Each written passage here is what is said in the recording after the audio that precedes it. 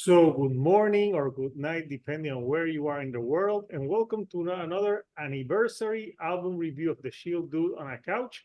I'm your host, Hector, and today we're gonna talk about this album, Weezer, or as most people call it, the Blue Album, which was released May 10th, 1994. So we're here to talk about this album, and fun fact, before I begin, I have, for the first time on the channel, I have El Duderino, which is Señorita Sabrosura's husband, or I like to call him Mr. Sabroso. How are you, Duderino?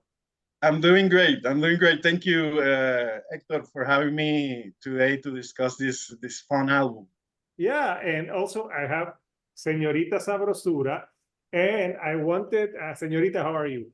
Yeah, good. Everything good. Good. And I wanted to do this album with the two of you because when I first started my vinyl collection in 2020, you guys actually, this was a gift from you guys. Yeah. And Yes, yes. I thought, Hector, that was a sure thing, that you will enjoy that thing because it's easy to enjoy. That album, you just put it in and I think it was for your birthday and you were just starting your vinyl collection. yeah, I started my vinyl collection around my birthday in September 2020. So So this was like the fifth record I got. And yeah, when I got it, I'm like, awesome, because I love Weezer. And yeah. this is an album that, I think we all three can say that we love it. And we don't have to go on a first round, say our first impressions, but it's Oh, something different.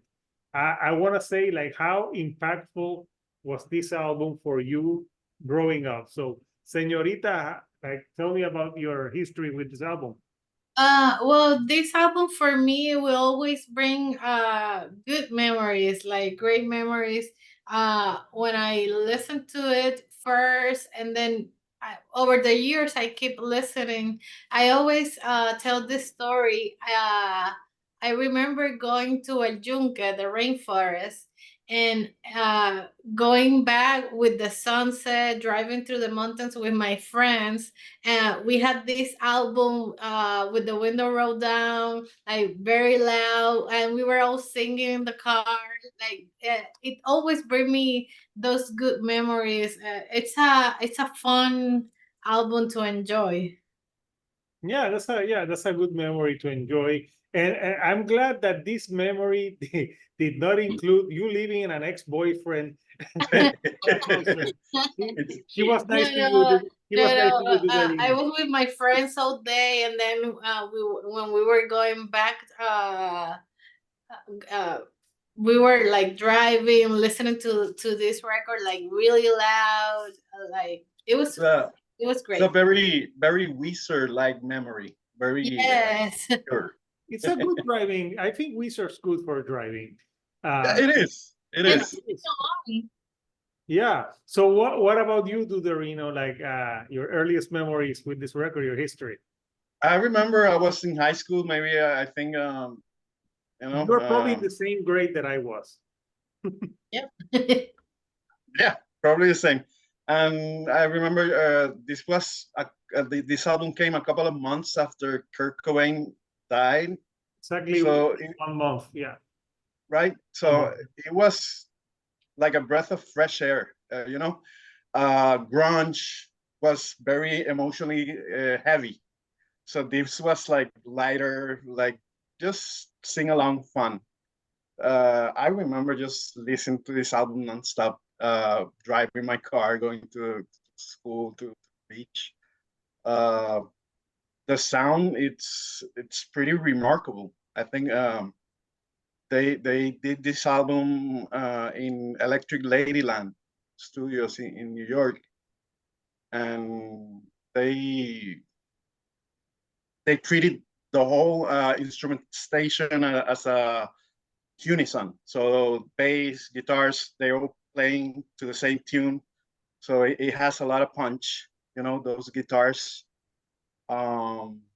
Vocally, those harmonies, um, they're very influenced by the Beach Boys, for example, those kind of harmonies that you can sing along. it just makes you feel good, you know. You kind of want to hate it, but you just love it. It's like Santa Claus. Yeah. And also, you know, when this came out, this was produced by Rico Ocasek of the Cars. Yeah, yeah, So yeah. that influenced the sound. But yeah, when I think of this album, yeah, it's like a more rocking Beach Boys. Yeah, Yeah. yeah, yeah. Yeah, We because have your guitars, heavier, crunchier guitars. Yeah, and like you mentioned, this came like a month and a week after Kurt Cobain died. So I think the music at that time needed a shift in tone. And I think it's, this album came at the right time. People wanted something that, you know, people were reeling, like grunge had a major blow. Also, there like other bands were like we're having trouble. So I think Weezer came at a time that we needed like a musical shift. But yeah, also, you know, like I would say that they had happier songs, but not to say that their music didn't have substance, because I've read interviews where Rivers Cuomo said that he thought that they would be next Nirvana. And yeah. He took it very seriously, and the music that he made for him was serious. You know, it came out very geeky, very kind of you know, tongue cheek, but just look he at was this people. serious. It's Just look at the when cover.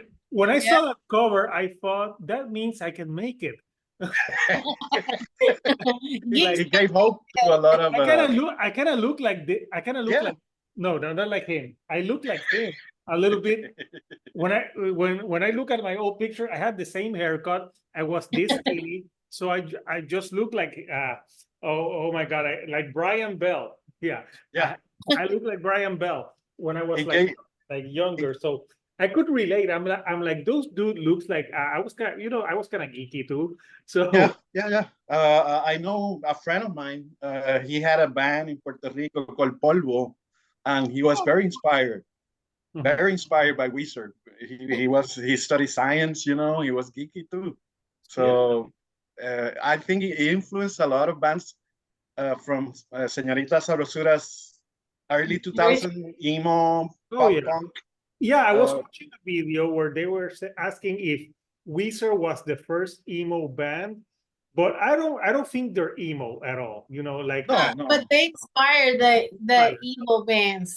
yeah, That sound, you know, that sound that's just They melodic and inspire like you said, like, whoa, gigs can be cool, gigs can make it too yeah, in the rock world. and you know, Weezer has made a lasting impact. When last week Glenn Benton from Dayside was criticizing like because modern metal bands look like Weezer wannabes, and you're like, oh my god. Well, you know what?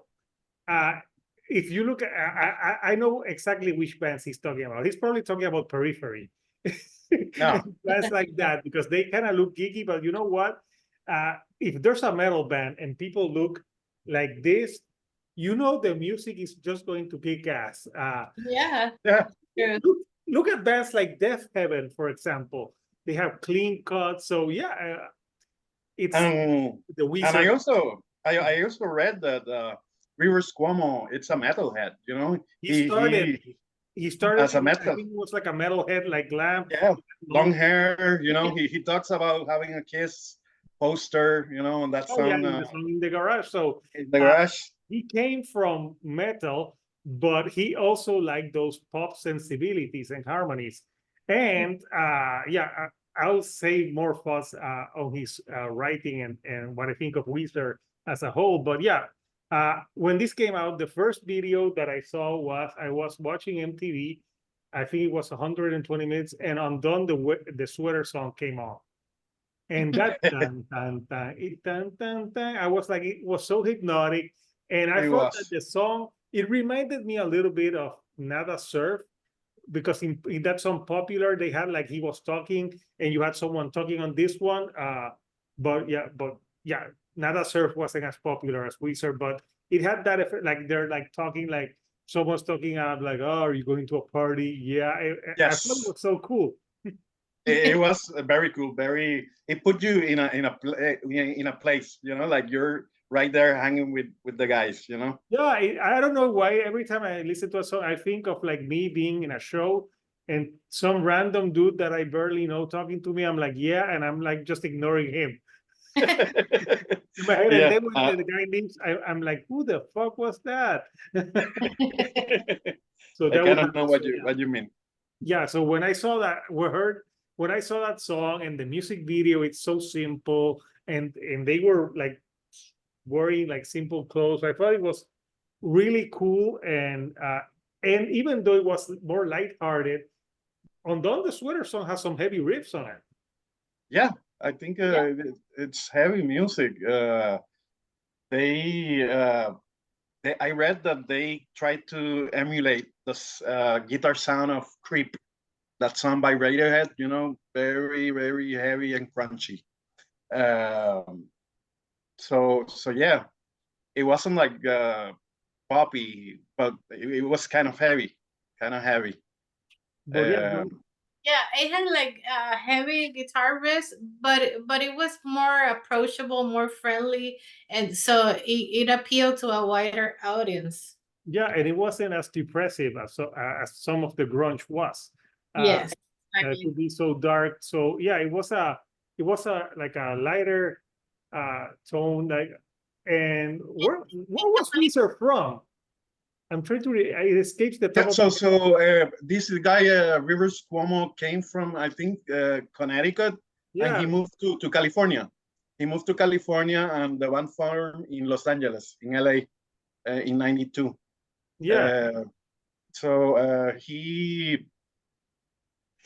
He tried for a long time to make it happen. You know, he tried out several lineups, sounds. He Yeah, kept going at it. But he had the songs and everything like much like for a long time before, because he wanted to have like everything set before recording his first album too. because they had a demo called the Kitchen Tape at '92, but that was like full grunge at that time. So Yeah. Yes, nobody cared for that at the time. But yeah, then in '94, the David Geffen company took a look, and they said, let's do it. yeah. And for those of you that don't know, this album in Rolling Stones ranked it at 294 in the 500 greatest albums of all time. So I did an Is It That Bad for No Doubt, Rocksteady, and that was on that list. So I'm like, why was that one on that list? But I agree with Weezer. But yeah, like Yes. yeah, some great songs on it. So let's talk about tracks that we really love. So, Señorita, what tracks are Well, your favorites? I know it's being overplayed, but I love Say It Isn't So. It's my favorite track. I love other tracks on the album that are more like deep cuts and everything, but that songs always gets me. You know me, I love music to sing along, and I love that song for that reason. And what I like is that they try to play it cool at the beginning of the song, but then like it all comes clashing, and it gets you emotional. It's one of the most serious songs because he's talking about like his father and like it's like the serious song, like the most Yeah, serious. yeah, most emotionally like powerful. Yeah. Yeah, because it's like his dear daddy found Jesus. Yeah, but they make it's heavy but still catchy as hell. Yeah. Yeah. I also love the opener. My name is Joan. I think it's a like great way to start the album. Like Of course. that catchy tune with the acoustic guitar riff, and then it changes to a like a more rock punk progression on the guitar. Yeah, love that acoustic intro, and then the Yeah. guitars come in, and the chorus, and And off we go. and And I, then they I my like name is Jonas. My name is Jonas. the whole album is great to sing along. Yeah. Yeah. Yeah, Um, it would be a great karaoke song. Yeah. yeah. And Oh, What about you guys? yeah.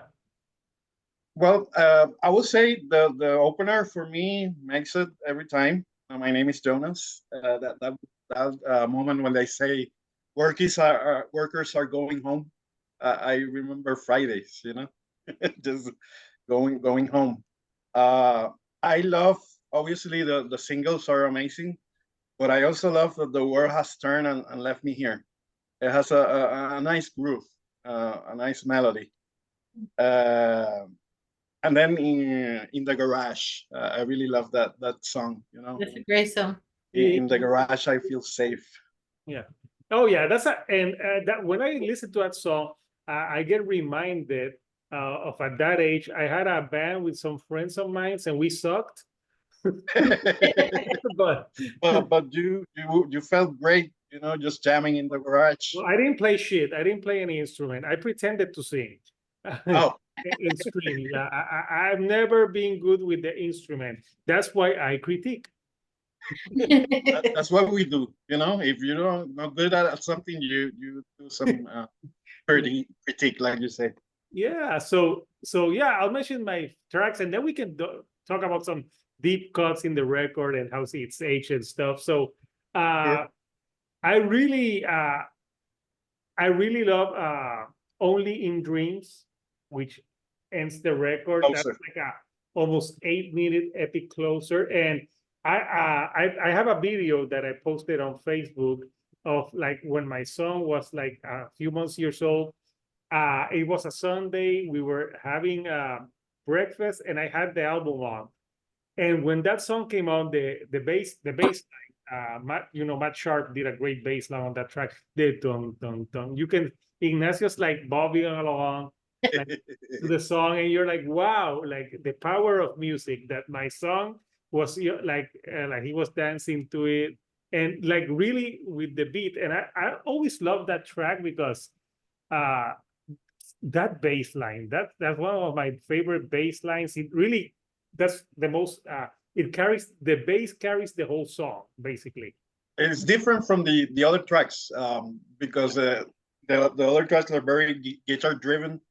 But you're right, the closer, the bass line just carry the songs along. And then in the middle of the song, when the song gets like quieter and you can hear the bass doom, doom, and then it goes like Only in Dreams, and then the guitar kicks in. It's like that's like a prog rock song for them, It is. I mean, the album is full of anthems, really. Yeah, it's 41 minutes, but I think it had a perfect opener with My Name is Jonas. Oh, yeah. Closer, it's just for me, it's a 10 out of 10 if you want to rate it,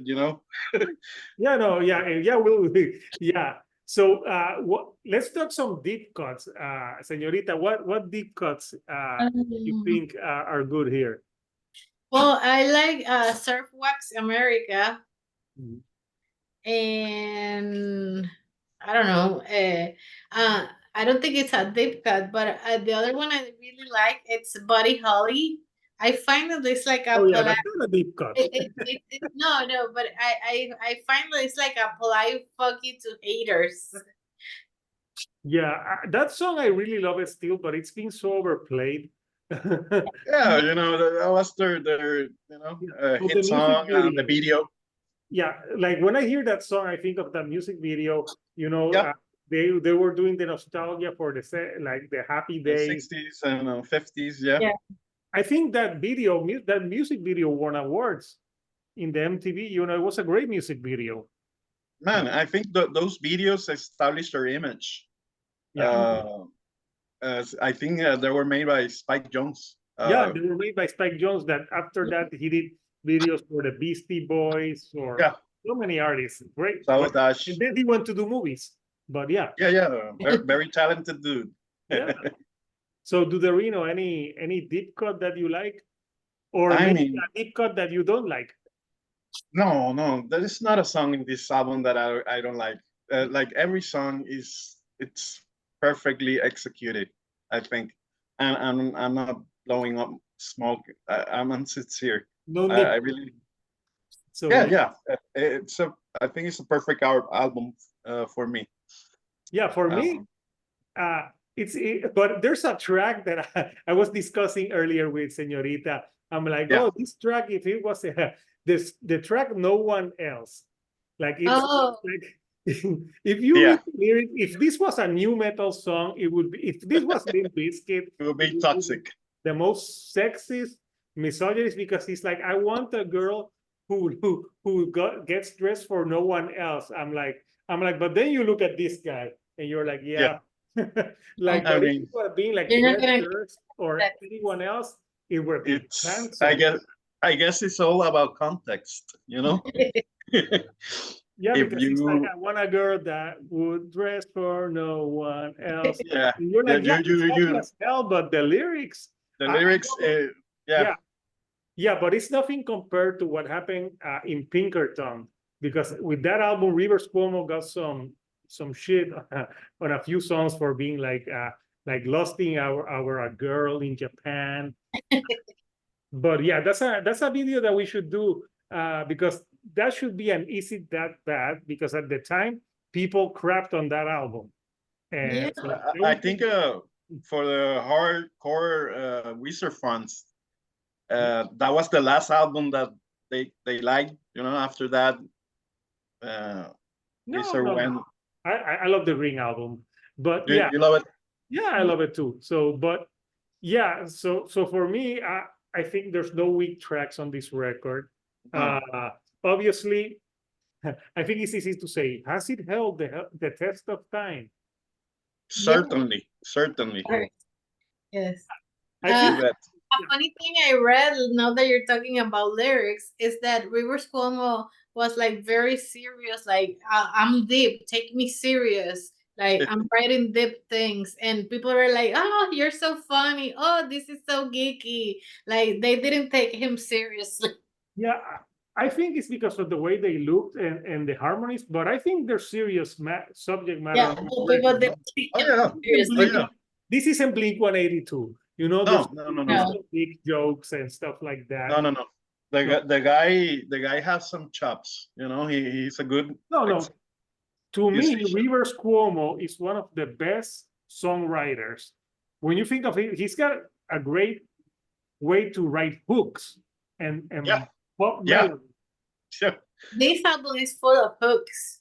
You listen to that and And then with Pinkerton, they went harder, but the Green album, it's like, it's more popular than this one. I think that's why some people were like put up. But, you know, after that, Weezer has put out so many albums, and there's some that I liked, and there's some that are questionable, but I still think, even if they put out albums that I still think they're a great and important band that should be taken seriously. And this is a landmark album, an essential record, if you will. Like, Yeah, like it is. and they're a fun band to watch live. oh, I saw them live back in 2021, I think, in Miami, where it was the tour that it was Fall Out Boy, Weezer, and Green Day. I obviously went for Weezer and Green Day. I didn't give two shits about about Fall Out Boy. We saw them with Pixies. It was we saw them Pixies, and then we saw them at Riot Fest. They were closing one of the nights, and it was really good. Oh, and they're doing now, I think they're doing a concert that it's the 30th anniversary. Yes. And they're dressed with some Well, like, restaurant suits, and I'm like, that has to be amazing. Yeah. Yeah, they're gonna play the whole album. It's gonna be amazing. No, I remember when I saw them live and they started playing Undone the Sweater song, I was like, I'm reliving my teenage years. yeah, when we saw them, they played the Sweater Song, Buddy Holly, Say It Isn't So. Yeah, So it was great. In between a cover of Africa. Oh, they did cover of Oasis, Africa, and I don't know what else. No, but They the were cover good. that's most funny to me is the No Scrubs. I'm like, it's just funny listening to this guy talking that he was No Scrubs. But yeah, to me, yeah, I think this is an album that stood the test of time. It's turning 30 years old, but you know what? If this came out today, I think it would be just as amazing as it was 30 years ago. This is a timeless record. Timeless. Still sounds Timeless. fresh. Good music and great music is timeless. It is, and this is a great example of a timeless album that you know, will always be good. You just put it in and you feel good. Yeah, this is a feel good record. If you're Yes. feeling down, just put this record and it will put a smile on your face. So we want to know from you, Couchers, what do you think of Weezer, the Blue album from 1994? What are your favorite tracks? What are your earliest memories of listening to this? And if you've seen them live, tell us about your experience and how would you rank it on your Weezer tier list? It's easy for me. It's number one. Yeah. Or Yeah. all those Weezer hardliners. Yeah. But yeah, we want to know from you guys and comment if you want us to cover maybe Pinkerton for the Is It That Bad series. Because in that series we talk about albums that maybe where they came out, they were praised, they had bad reviews and that like some people turned on the band with that album so much that he went on hiatus and didn't put out an album until 4 years later. So it took him some time. And Yeah. after that, then we got like 20 Weezer albums. Like every year, like, hey, here's another. I'm like, how many albums is this guy going to put out now? But yeah. So I want to thank, first of all, El Duderino. He doesn't have a YouTube page, but No, I'm riding with Señorita, you know, ride or die. He's Señorita's ride or die. So, Yeah. so if you subscribe to Señorita, you subscribe to him as well. So it's a two gig offer right there. Yeah. Yeah. And obviously, Señorita Sabrosura, she's got her channel is growing and it's got more content than ever. Albums that you most own on vinyl is a great series. It's really fun and I think it's good for people that want to know like what albums to get in vinyl and for different genres. And also, Señorita Sabrosura collaborates with me a lot of the time. We reviewed an album for a shoegaze band called Blushing. I'll put some of the links so you can watch that great band, great album. And if you haven't subscribed to me, please do so. I have more. We'll talk more about more albums that came out in 1994. We're going to talk about later this year. Oasis, definitely, maybe. I have to check which more. And I'm going to talk about Bush 16 Stone in December because I love Gavin Rossdale. We know. We know. He's my man crush.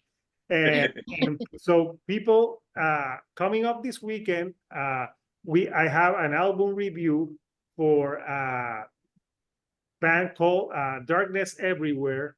That it's if you like At the Gates, Dark Tranquility, check out that band. I also interviewed the singer. He's got a record label and they have an album this Friday. I will review this weekend. And also, Is It That Bad? Is It That Bad? Is back this Sunday with the new 6 Feet Under record. So that will be interesting. So until next time, people, this is Hector, the Shield Dude on a couch, and we'll see you all right here on the couch. Thank you and goodbye.